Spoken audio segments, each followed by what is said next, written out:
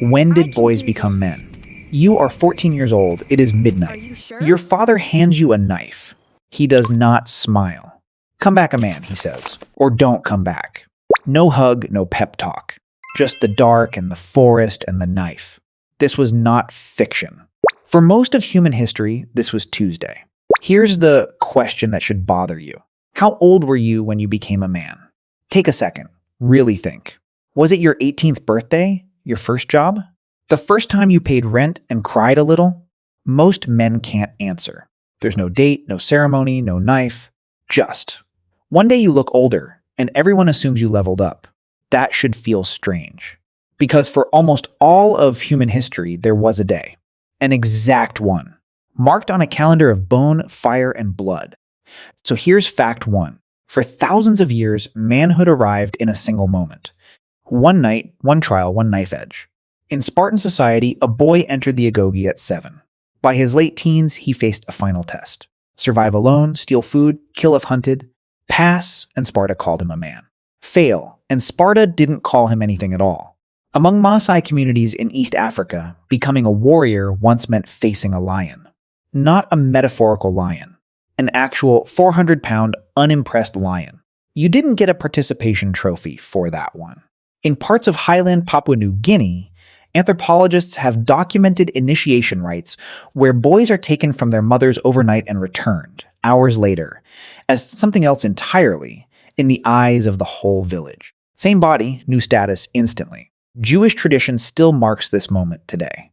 A bar mitzvah at 13. One Saturday morning, a boy reads from the Torah. By that afternoon, tradition holds he is accountable as a man. No transition period, no slow fade. A light switch, not a sunrise. Pause on that word, switch, because here comes fact 2, and it flatly contradicts fact 1. Biologically, becoming a man is not a switch. It's closer to a decade-long software update that never fully finishes installing. Puberty itself stretches across years. Testosterone rises gradually, not overnight. The growth spurt peaks around age 14, then keeps adjusting for years after. And here's the part that ruins everyone's birthday math. The brain's own decision-making control center, the prefrontal cortex, is not considered fully mature until around age 25. Not 18, not 21, 25. That's the region responsible for judgment, impulse control, long-term planning. The exact things we associate with being a man. So legally, you're an adult at 18. Biologically, your brain is still finishing its build for another 7 years. Somewhere in there, society hands you a car, a vote, and a credit card. What could possibly go wrong? So which is it? Does manhood arrive in one dramatic night? Or does it creep in slowly over a quarter century like a very boring plant? Both are true. That's the paradox. And once you see how it's solved, you can't unsee it. Here's the reconciling mechanism. Biology never had a finish line. There is no cell in your body that says manhood complete. Growth is a slope, not a step. But human societies could not wait around for a slope. Tribes needed hunters now. Armies needed soldiers now. Villages needed providers, defenders, fathers now. So culture invented a shortcut. A ritual doesn't describe a change that already happened. A ritual demands a change happen. It draws a hard line across a soft, blurry biological slope. Before the line, boy. After the line, man. Whether or not the brain agrees. The knife, the lion, the Torah reading, none of them finish puberty. They finish the waiting. They take 25 messy biological years and compress them into one unforgettable afternoon. That's not science. That's psychological engineering. And it worked for thousands of years because the community enforced the new label the moment the ritual ended. Everyone in the village changed how they treated him. New responsibilities, new expectations, new names, sometimes literally. The body didn't need to catch up immediately. The identity did the heavy lifting first. Here's where it gets uncomfortable. Modern life quietly deleted the ritual. No knife, no lion, no single night. We kept the biology. The 25-year slope is still there. We just removed the line across it. Nobody tells a boy, this is the moment. Instead, we scattered a dozen soft contradictory milestones across 2 decades. You can drive at 16, vote at 18, drink at 21 in most countries. Rent a car without a surcharge at 25, right when your brain finally agrees. Coincidence? Possibly not. But no single moment carries the full symbolic weight the old rituals had.